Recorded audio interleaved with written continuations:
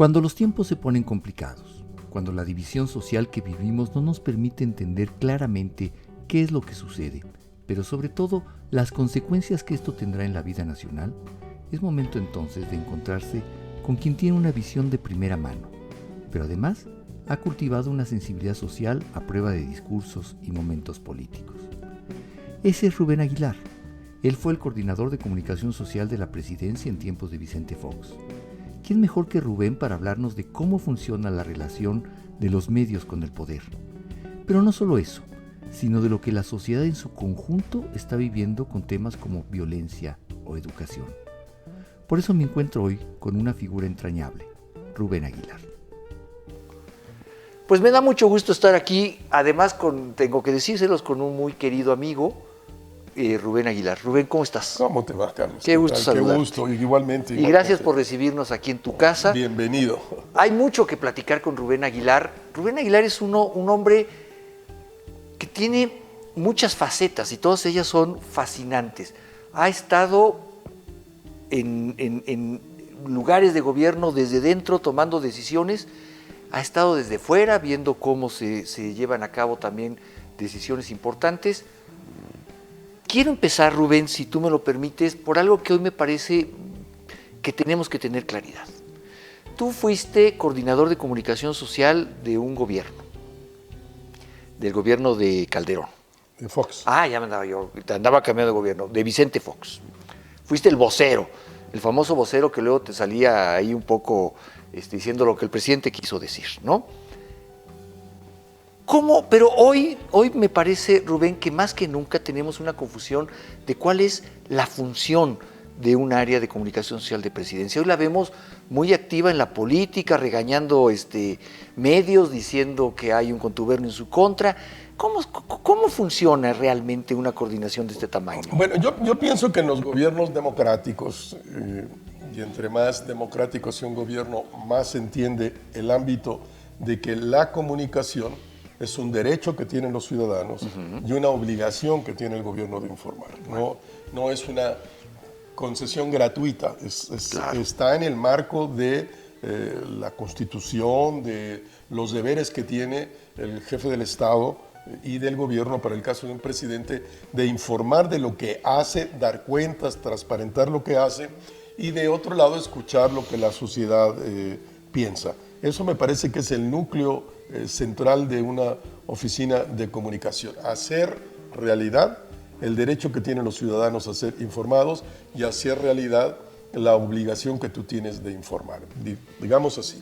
Dos, pues yo pienso que en una tendencia de muchos gobernantes populistas, sean primeros ministros o sean presidentes, las labores de comunicación se centran básicamente en el presidente, como de diversas maneras, o en el primer ministro, y entran en una lógica de lo que se llama campaña permanente, no de comunicación de gobierno, ni mucho menos de hacer realidad lo que antes dije, sino se mueve en la lógica de propaganda y seguir con la campaña política. Eso que aquí llevamos 5 años en eso. Llevamos 5 años, me parece que el presidente lo hace muy bien.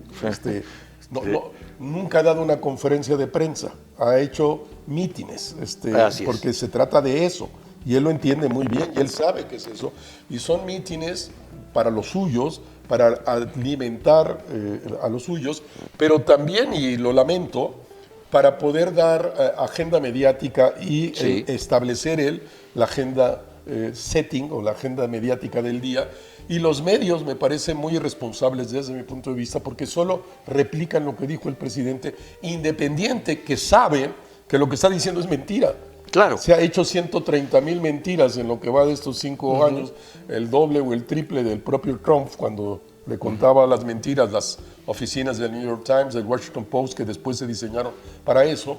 Entonces, pero él no hay comunicación de gobierno en este gobierno, no existe esta área, existe una área de propaganda política cuyo centro es el propio presidente de la República y con un séquito, incluyendo a Jesús Ramírez, el coordinador de la para promover, para promocionar, para garantizar el que ocurra el mitin político, Claro. ¿no? Para eso tienes periodistas A a modo, modo, que se les dice que deben de preguntar, corre la versión, lo tengo de periodistas que se pagan las preguntas Sí. o se venden las preguntas. Entonces, pues no hay nada más desinformativo que la tal cosa, o sea, pero otra vez, en este gobierno no hay oficina de comunicación, no se cumplen con las tareas sustantivas de la comunicación, se trata de una oficina de propaganda política que articula muy bien el discurso político electoral desde cada mañana con el presidente de la República en lógica de campaña permanente. Pero entonces, Rubén, ¿qué pasa con la otra parte? ¿Qué ha pasado estos años con los medios de comunicación? ¿Han dado un paso atrás? O sea, ¿se han replegado ante este ejercicio? ¿Qué pasa? Porque tampoco los veo, lo que tú dices, los veo replicando lo que dice la mañanera. La mañanera son 8 columnas en los diarios, son encabezados en los noticieros de radio, de todos lados. ¿Dónde queda la democracia en los medios? Pues ese es un juicio personal, pues yo pienso que los medios han sucumbido a la avalancha del presidente, no están dispuestos a pagar el costo de esta agresión, de este insulto, de esta presión, que incluso en muchos de los casos implica que te corten el financiamiento que estás recibiendo del propio gobierno, que gasta, es cierto que gasta menos que Peña, pero gasta más que Fox. Y pagan a Televisa, y pagan a Azteca, y pagan a Milenio, y pagan, etcétera, ¿no? Entonces, por un lado, me parece que los medios, ante la agresión del presidente, ante la manera de ser del presidente, ante la poca condición democrática del presidente que acepte la libertad de expresión, la cual no acepta, solo acepta su libertad de expresión, los medios, me parece, unos porque están pagados, otros porque piensan que en la relación costo-beneficio lo mejor es callar y no entrar a esta confrontación que no vas a lograr nada, y pues son muy poquitos los que realmente mantienen una actitud crítica, se pueden contar, yo creo, con los dedos de la mano hoy día. Que generalmente son los que tienen una independencia económica. Que tienen una independencia económica que se la han generado a sí mismos, Claro. O por la vía de los anuncios, o por la vía de las suscripciones, o por la vía probablemente también de alguien que apoya un proyecto porque le parece que es una función social, y en lugar de recurrir con tu aportación a un museo para que compre un cuadro, pues apoyas a uno de estos medios para que siga haciendo su tarea en un momento bien difícil para el periodismo nacional, donde un presidente autoritario que desconoce la libertad de expresión, Sí. que solo existe su expresión, que se niega pues a la verdad de los hechos, y él vive en la lógica de la mentira. No es exclusivo del presidente. En el mundo hay 194 países con asiento en Naciones Unidas, y de esos 194 países, 28, 30 tienen un presidente o un primer ministro como López Obrador, un populista. Okay. Y hay populistas de izquierda y de derecha, y un populista, sea de izquierda o de derecha, se parece mucho. Sí, sí. Como un demócrata se parece mucho en donde esté, como un dictador se parece mucho a donde esté, no importa. Entonces, pues los populistas, un elemento central de la construcción del discurso es la mentira, porque ellos construyen mundos ideales, Claro. mundos que no existen, de cara a sus audiencias. Y se aferran a ellos de una forma. Y las audiencias compran ese discurso, se sienten identificados con ello. Es lo que se llama también, pues, la lógica de la posverdad. No importa la verdad, importa lo que tú quieres conocer como verdad, ¿no? Así es. Y te identificas con eso y aplaudes, y eso es lo que le pasa al presidente con sus audiencias, con ese 58, 60% de la sociedad mexicana que lo aprueba, que lo ve muy bien, con un elemento muy contradictorio para el caso de México, que el presidente a nivel personal está muy bien evaluado, tiene indicadores altos, Sí. 70, 76, que es una buena persona, que es bien intencionado, etcétera, pero tiene porcentajes muy malos de evaluación de su gobierno. Sí, ya cuando entran en temas de seguridad, en temas muy específicos, incluso cae. corrupción, que sería corrupción. También la gente piensa que 76-78% de la gente piensa que hay más corrupción. Sí. Entonces, es una contradicción, es un personaje muy bien evaluado, producto de su propia estrategia de comunicación, y un gobierno muy mal evaluado. Déjame dar un paso atrás en el tiempo, porque tengo que preguntarte, Rubén, que si no te lo pregunto, pues quedaría como un hueco ahí, ¿no? Dice el presidente, no, es que antes, ¿no? El encargado de comunicación de presidencia levantaba el teléfono y le decía a los medios cuál era la nota que debían llevar. ¿Era así antes? Bueno, yo pienso que eso, todavía en el gobierno de Salinas, pasó algo así todavía. Yo diría que de Salinas para atrás. Así fue la lógica de este de PRI. Un control muy... Que es el PRI en el que está el presidente. Exacto. Él es un priista de viejo cuño. Así es. Muy anticuado, que se vive en la época del PRI glorioso del echeverriismo, y él se ve así, como un presidente autoritario, y ve el autoritarismo como virtud, no como defecto, porque sí. con eso va a resolver los problemas. Yo te diría que ya en el gobierno de Zedillo en particular le interesaban un poco los medios y dejó un espacio muy abierto. Fue un presidente muy especial en muchas cosas. No le interesaba. Sí. Yo he platicado con sus dos coordinadores que tuvo de comunicación en aquel momento, y él daba por hecho, lo interesaba que cubran objetivamente, que ahí están los datos, pero no le interesaba. Y yo ya pienso que ya no ocurrió la tal cosa. Y desde luego, cuando yo asumí la presidencia, para nada, jamás hablé con un director, jamás hablé incluso con un jefe de edición.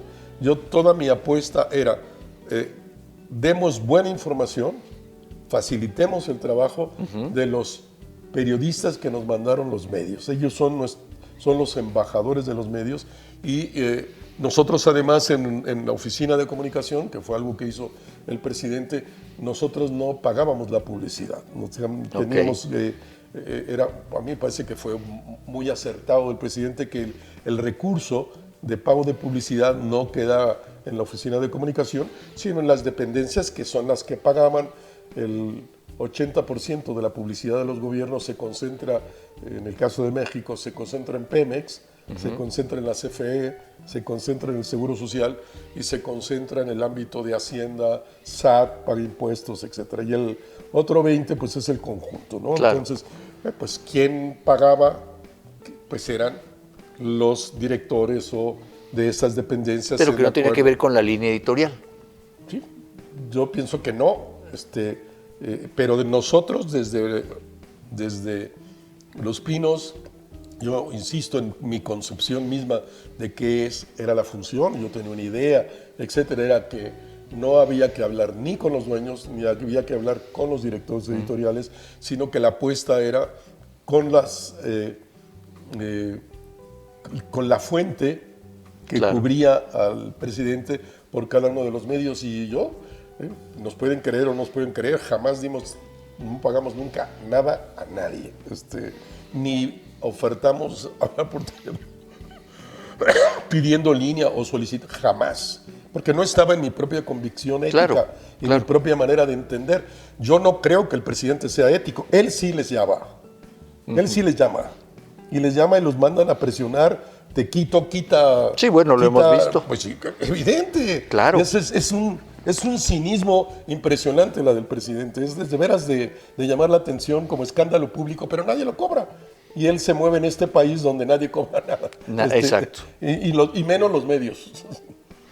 Me preocupa mucho, antes de pasar a otros temas, quiero terminar con este tema de los medios. Me preocupa mucho porque todo descomposición que ha habido de la actividad periodística en estos años, quizá de años antes, pero se ha acrecentado ahora, en el que el presidente en las mañaneras los pone, eso sí, como que van nada más por un sobre con dinero y que obedecen a intereses de los jefes nada más. Se ha denostado el trabajo periodístico de los reporteros, de los investigadores, de los columnistas, pero no hay democracia sin prensa. ¿Cómo tú que además tienes una faceta en la academia muy importante y que hablas con los muchachos, ¿cómo sientes que ven las nuevas generaciones dedicarse al periodismo? ¿Crees que hay un interés por eso? Sí, hay interés. En particular te diría, lo dividía en dos universos. Mi universo de alumnos del Ibero, de comunicación y ciencia política, que son muchachos de los 19 a los 22, y mis alumnos en la especialidad y en la maestría en la Facultad de Ciencias Políticas, el UNAM, que son 20 altos, 30 bajos, ¿no? O sea, en términos de edad, que son dos universos. Pues, no sé, en la UNAM, probablemente todos mis alumnos de los últimos 6 semestres, todos votaron López Obrador. Hoy nadie votaría a López Obrador. ¿Ah, no? No, de ellos son particularmente críticos. Oh. Porque lo considera un hombre autoritario, que no es un demócrata, que es un conservador. ¿Se sienten defraudados? Muy defraudados. Muy defraudados. Estoy hablando no de un semestre, de 6 semestres de la especialidad en la Facultad de Ciencia Política, porque son gente pues, que está en la universidad, que conocen, que tienen elementos para hacer un análisis, y les parece pues, que el presidente ha sido particularmente agresivo con la UNAM, con la vida universitaria, con los medios, que es un conservador, que ataca el movimiento feminista, que ataca el movimiento ecologista. Todos esos chavalos están en esta lógica, y el presidente les parece terrible.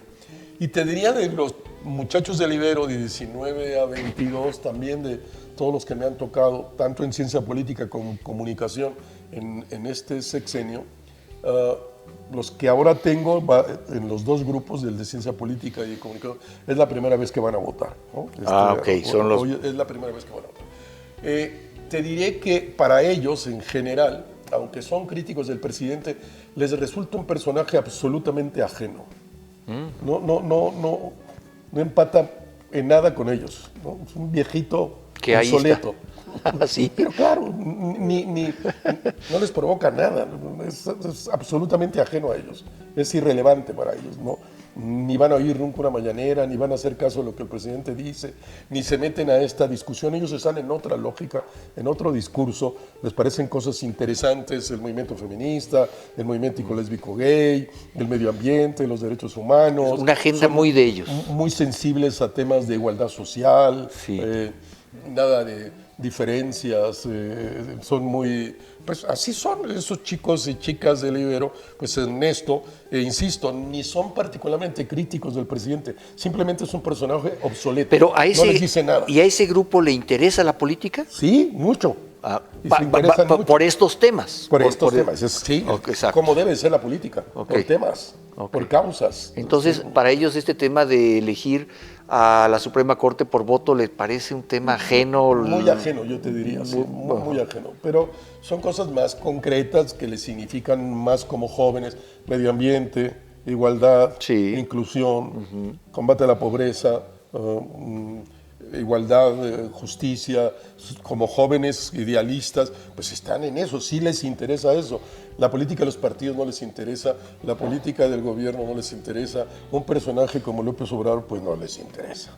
Hemos llegado, Rubén, al punto en el que las nuevas generaciones ya no tienen ningún interés por los partidos políticos. Te lo pregunto porque me parece que empiezan a constituirse en un problema para la participación ciudadana, más que en un camino para participar. Mira, yo pienso que no hay, en el régimen, en el sistema político de la representación, que es básicamente el modelo dominante en todas las democracias del mundo, que es la representación, y la representación solo se alcanza a través de candidatos de partidos. No, es la única manera hoy sí. institucional de organizarlo, de darle fuerza, permanencia, sistema. A mí me parece que no podemos prescindir del régimen de partidos, pero también pienso, como no se prescinde en ningún país del mundo, y que la sociedad civil organizada per se jamás habrá de sustituir a los partidos, es una acción complementaria. Pero podríamos tener algo como primarias, algo que nos permitiera entrar de otra manera. A mí me parece, pues depende, en Estados Unidos sí la hay, en otros países, y no necesariamente concita la participación. Yo lo que sí pienso es que los partidos siguen dominados por cúpulas, siguen muy adentro de sí mismos, reproducen unos vicios internos, son muy autorreferenciales, giran sobre sí mismos, no ven el mundo de afuera. Parte de su crisis me parece que es esa. Y lo digo también para Morena. La fuerza de Morena no son ellos mismos, la fuerza de Morena es el presidente todavía. Ese es un tema, sí. Y habría que ver... ¿Habrá Morena sin López Obrador? Pues, tendríamos que verlo y analizarlo con cuidado a partir del 1 de octubre de este 2024, y ahí iremos viendo. Pero sí, que hay una crisis de los partidos, sí la hay, que los partidos deben abrirse y ser más... tener más capacidad de escucha de lo que dice la sociedad, salir de su zona de confort, salir de el distribuirse de manera más o menos mecánica los cargos entre ellos mismos y no abrir el espacio a otras realidades. Permitir el relevo generacional. Yo sí, relevos generacionales, desde luego. Eso sí veo que es absolutamente importante, relevante en todos los partidos de México en este momento, y que algunos... si no hacen algo muy espectacular, diría, de cara al 2024, tienen un enorme riesgo de desaparecer.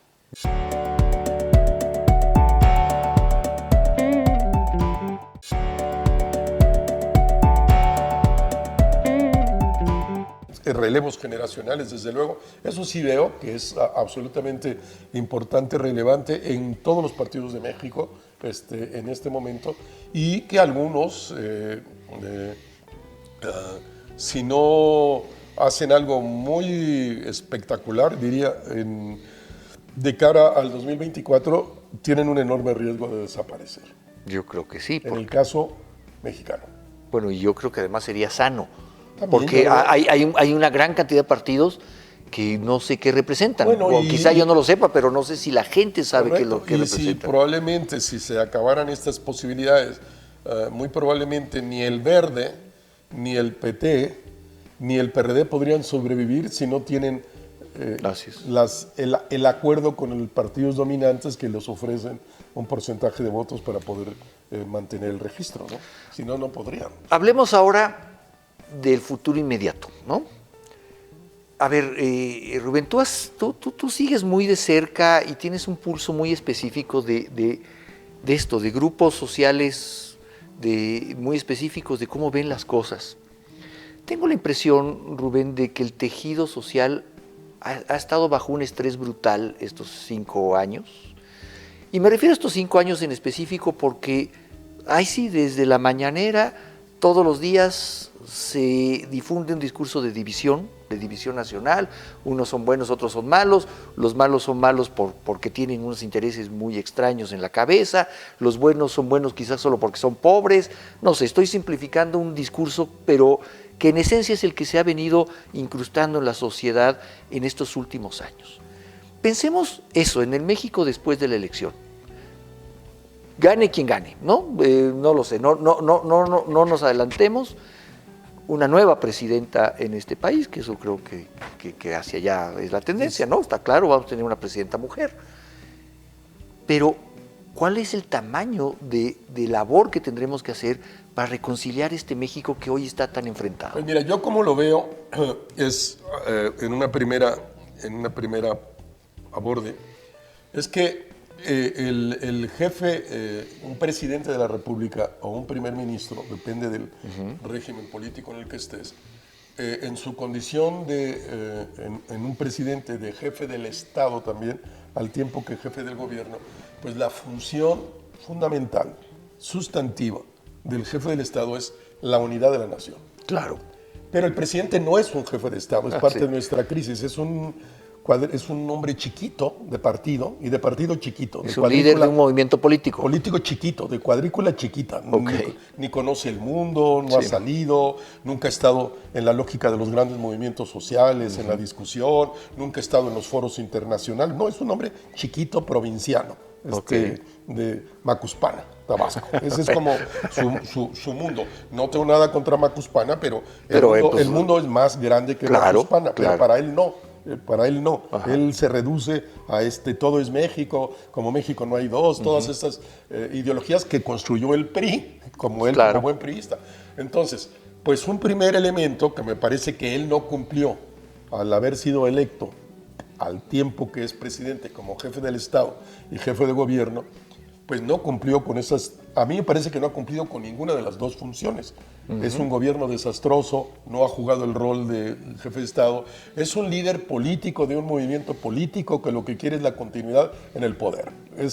Y ha trabajado para eso. Entonces, sea quien gane, o gane Xóchitl Gálvez, o gane Claudia Sheinbaum, deberían de asumirse como mujeres de Estado, claro, del Estado mexicano, y claro, que en ese sentido su obligación es construir la unidad, fortalecer, resolver las contradicciones que pueda haber al interior de la propia estructura social para, con la unidad, avanzar, progresar, etcétera, ¿no? Pero, pues no, eso no es el presidente, queda claro, ya no se va a regresar, incluso yo pienso que en estos 8 meses que le quedan todavía va a ser más radical. Sí, bueno, lo ha demostrado. Va a descalificar, etcétera, etcétera, y creo que está lleno de frustraciones. Si tiene un dedo de cabeza, él sabe que es un fracaso su gobierno. Absoluto, por donde lo veas. El país más inseguro en la historia el problema de la migración, el problema de los desaparecidos, el problema de la salud, el problema de la educación, a donde le veas. De la corrupción, de la corrupción, comenzando con sus hijos, claro, y muchas gentes cercanas a él. Si tiene un dedo de inteligencia, él sabe que fracasó, y a veces me parece que esos gestos de exasperación en la mañanera es la conciencia de su fracaso. Y él que quería pasar a la historia. Por eso, y él pudo haber pasado. A mí no entiendo cómo desaprovechó y tiró a la basura esos 30 millones de votos, que debería de haber sido pues un jefe de Estado, no un hombre que se instala ahí para dividir a la sociedad, para fragmentarla, para polarizarla, en lugar de unirla, unificarla, que es la tarea sustantiva de cualquier jefe de Estado. Y me parece entonces que sea Claudia Sheinbaum o sea Xóchitl Gálvez, tienen que asumir su condición de jefas del Estado y tratar de resolver todas las heridas que ha construido el presidente, todas las polarizaciones de diversos grupos que ha construido el presidente con múltiples sectores, con el sector de la ciencia, con el sector de las artes, con el sector de los médicos, con el sector de los maestros. Puedo hacer una inmensa lista, con los sectores de las organizaciones de la sociedad civil. Tiene que curar muchas heridas la nueva jefa del Estado, pero comienza con que se asuma como jefa del Estado. De todas. Claro. Y en ese sentido fomente la unidad nacional, que es su responsabilidad sustantiva de un jefe de Estado. Fíjate que cuando a mí me preguntan qué es lo que más hecho en cara de que el gobierno no ha hecho, es esto. Ni siquiera es el tema de la corrupción, que me parece brutal y me parece escandaloso, pero no es nuevo. Me parece que el tema de la salud, que se ha agudizado, tampoco teníamos un gran sistema de salud, en fin, no justifico ninguno de estos no avances, pero hay un enorme retroceso en que hoy los mexicanos estamos a la mitad, no nos podemos ver a los ojos sin que existan unos rencores que, si bien quizá ahí estaban, hoy se han, ¿no? Bueno, y en el suponiendo, como algunos de los intelectuales afines al presidente, no, la polarización ya estaba. A ver, vamos a dar por hecho que la polarización estaba. Yo no la veo, pero voy a dar por hecho. Precisamente la tarea sustantiva del jefe del Estado es resolver esas contradicciones, resolver esas polarizaciones para construir la unidad e ir dialogando con los diversos grupos, ir haciendo que este grupo ceda por acá y el este ceda por acá para ir construyendo la unidad nacional, porque un país sin unidad nacional jamás podrá ser un gran país. Exacto. Y por eso no somos un gran país ahora, entre otros muchos elementos, porque no hay unidad, y si no hay unidad, no hay una fuerza que camine en una sola dirección construyendo la patria. Estoy de acuerdo. Hay un elemento más que me parece peligroso, riesgoso en esta ecuación. Nunca antes habíamos tenido la presencia del ejército de manera tan clara en la vida económica, política, por supuesto de seguridad. El ejército está hoy prácticamente en todos los aspectos de este gobierno. No se me hace que vaya a ser fácil que alguien un día, la próxima presidenta de este país, les diga, momento, a sus cuarteles. Tampoco creo que sean las condiciones, pero me parece un elemento importante también a considerar. Bueno, es una contradicción muy grande. Si por 18 años como candidato el presidente siempre se manifestó en contra del ejército, criticó a los gobiernos anteriores a él por haber tenido al ejército en las calles, todo esto, llega y ya en su condición de comandante en jefe, no sé qué le pasó, de dónde viene la conversión, pues opta por el militarismo, ¿no? Y ¿Qué habrá pasado? Pues no sé. Yo tengo escrito sobre eso. Yo pienso que una vez que estaba aquí, dijo, la única institución capaz, en razón de su disciplina, de su orden, de hacer las cosas que yo quiero, es el ejército, entonces tengo que dar espacio para que el ejército actúe, porque si no, no voy a poder ni hacer trenes mayas, ni ¿Falló el ejército aeropuertos. también al ser tan condescendiente? Hay un sector del ejército que está muy en desacuerdo con el comandante y en activo, generales en activo, muy en desacuerdo con su comandante en jefe y muy en desacuerdo con el secretario de la Defensa, que piensan que entre los dos usan la palabra, han distorsionado al ejército, lo han sacado de la misión sustantiva, que es la defensa de la soberanía nacional, los problemas de seguridad nacional, no ser empresario, inversionista, constructor, etcétera, etcétera, ¿no? Y hay mucha molestia en el ejército, no todo el ejército está en este paquete. Y yo me imagino que los que sí están en el paquete, con esa oscuridad y opacidad absoluta de cómo el ejército ha gastado el dinero en las obras que ellos hacen, como una concesión del presidente, yo sí pienso que también en estos sectores hay altísimos niveles de corrupción. Y que el presidente lo ha dejado correr a cambio de que le hagan las cosas, ¿no? Y que él pueda irse con su Tren Maya, con su aeropuerto, con con sus bancos del bienestar, con eso. Pero me parece que sí. Y generales en activo y generales de división en retiro, con los cuales mantengo relación y cercanía, y siempre les agradezco su franqueza para plantearme temas, pues son conscientes de que hay una enorme corrupción en las élites del Ejército de México hoy, avalada por el comandante en jefe.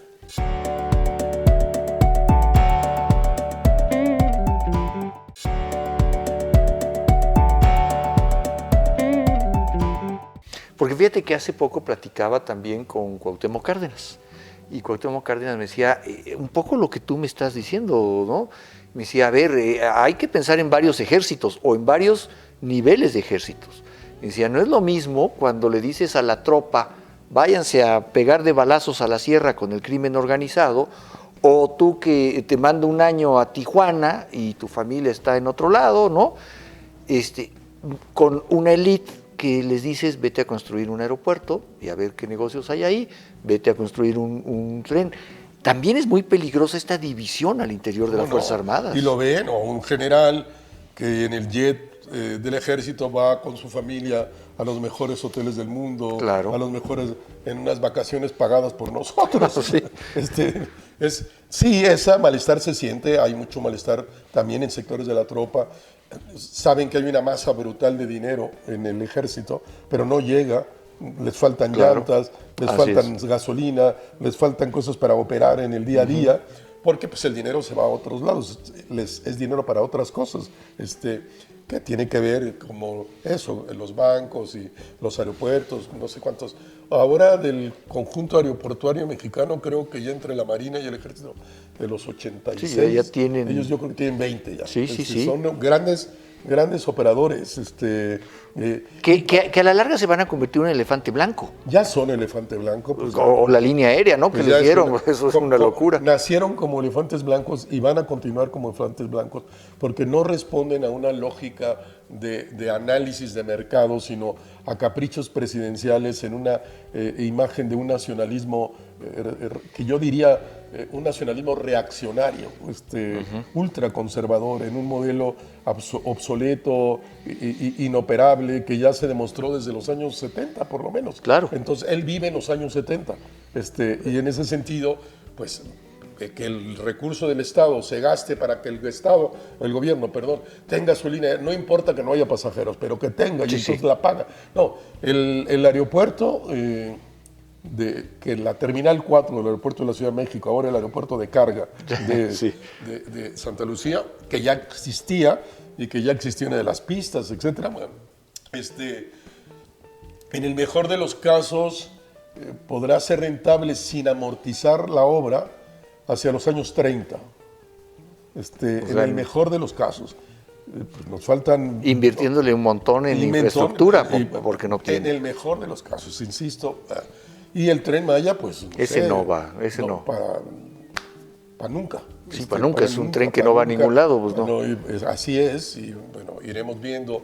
Pero bueno, el presidente así entendió que iba a impulsar el desarrollo del sureste, es un error gigantesco, eso no le está llegando a las comunidades, no le va a llegar a las comunidades, no vas a reactivar la agricultura, no vas a reactivar la ganadería, no vas a reactivar un montón de otras actividades, pero él, un hombre sin visión de mundo, pueblerino, sin visión, pues ahí sintió que vivió en Palenque, que eso era la solución al problema del sureste. Eso es un absurdo, es una locura pensar en eso, que el sureste requiere una solución, es absoluto. Claro, el sureste... Y de eso llevamos hablando años. Pero se está cada vez más alejando de la zona norte, cada vez más rica de México, que son los estados fronterizos articulados junto con el Bajío al proyecto del Tratado de Libre Comercio.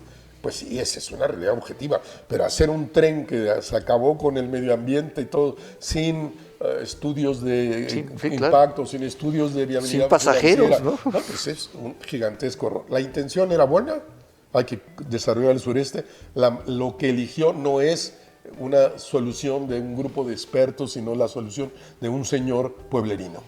A ver, dos temas que no puedo dejar fuera de esta conversación, Rubén. Uno, el tema de la violencia. Y no la violencia en sí. Tú también eres un hombre que ha estudiado mucho este fenómeno, que ha estudiado mucho las posibles soluciones a la violencia.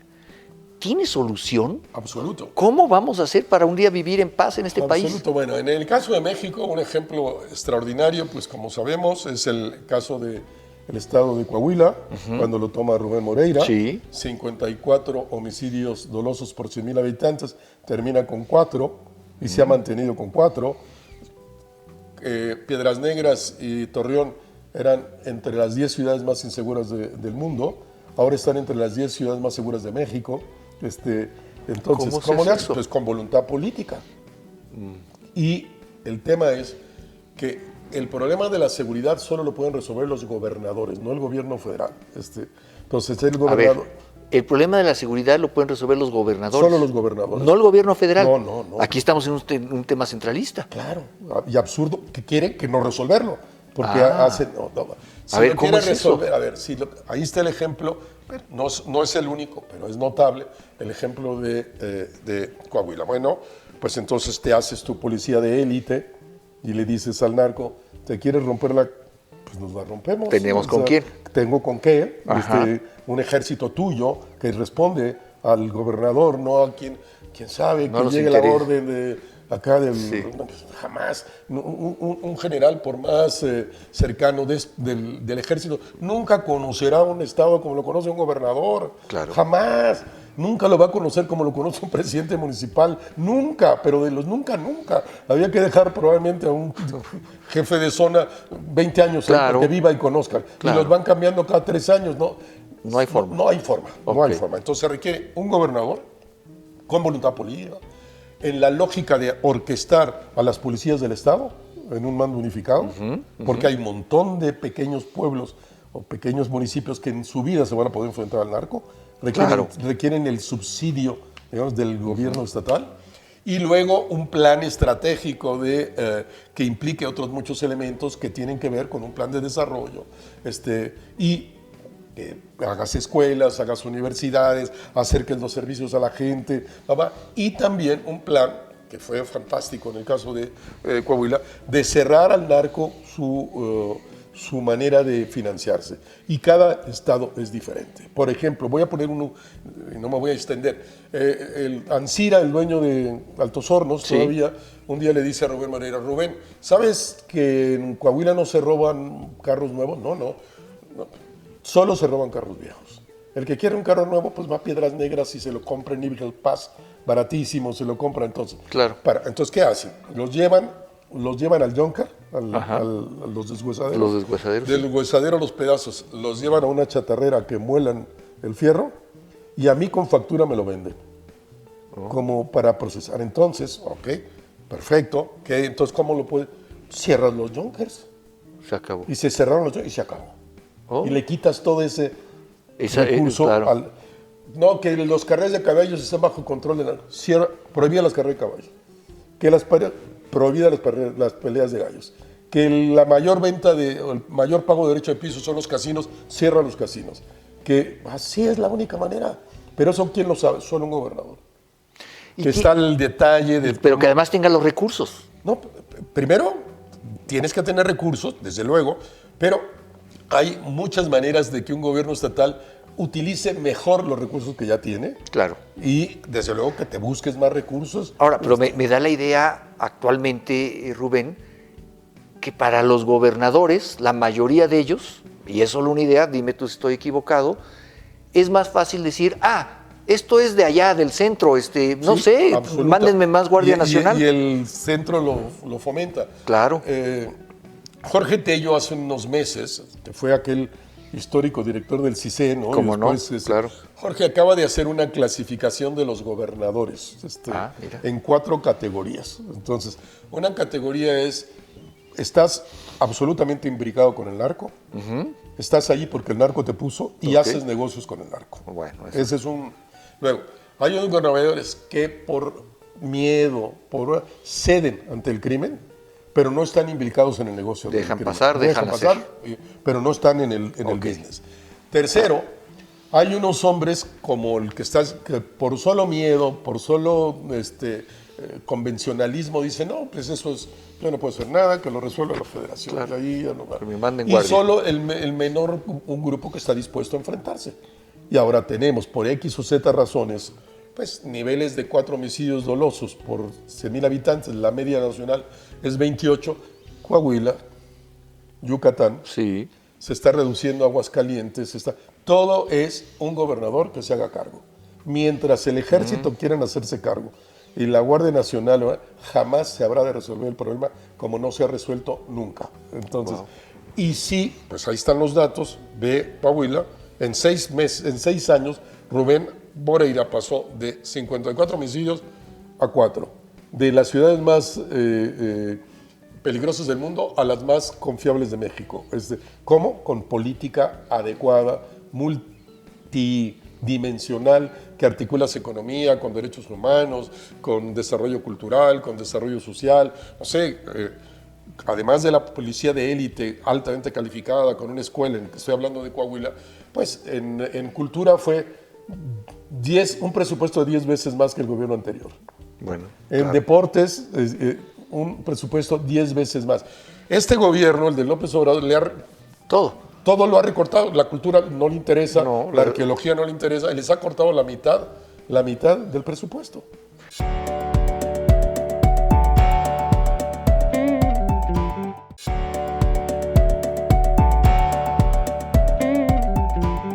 Mientras el ejército quieran hacerse cargo y la Guardia Nacional, jamás se habrá de resolver el problema como no se ha resuelto nunca. Entonces, y sí, pues ahí están los datos de Coahuila, en 6 años, Rubén Moreira pasó de 54 homicidios a 4. De las ciudades más peligrosas del mundo a las más confiables de México. ¿Cómo? Con política adecuada, multidimensional, que articula su economía con derechos humanos, con desarrollo cultural, con desarrollo social. No sé, además de la policía de élite altamente calificada, con una escuela, en que estoy hablando de Coahuila, pues en cultura fue un presupuesto de 10 veces más que el gobierno anterior. Bueno, en deportes, un presupuesto 10 veces más. Este gobierno, el de López Obrador, todo lo ha recortado. La cultura no le interesa, la arqueología no le interesa, y les ha cortado la mitad del presupuesto. Rubén, para ir terminando, hay un tema que tampoco quiero dejar fuera, porque tú sabes de muchas cosas y además nos las explicas muy bien. Parece que se alinean las cosas para tener años difíciles. Y me estoy refiriendo a la elección en Estados Unidos. Creo que nunca antes habíamos tenido una elección tan complicada, tan polémica como la que vamos a tener en México, por todo lo que hemos platicado durante estos minutos, que se alinea con una elección igualmente complicada, igualmente polarizada en Estados Unidos. ¿En qué momento nos agarra tener también el regreso quizá de Trump en los Estados Unidos? Bueno, yo esperaría que independiente de que los republicanos, lo dividiría en dos, así en bruto.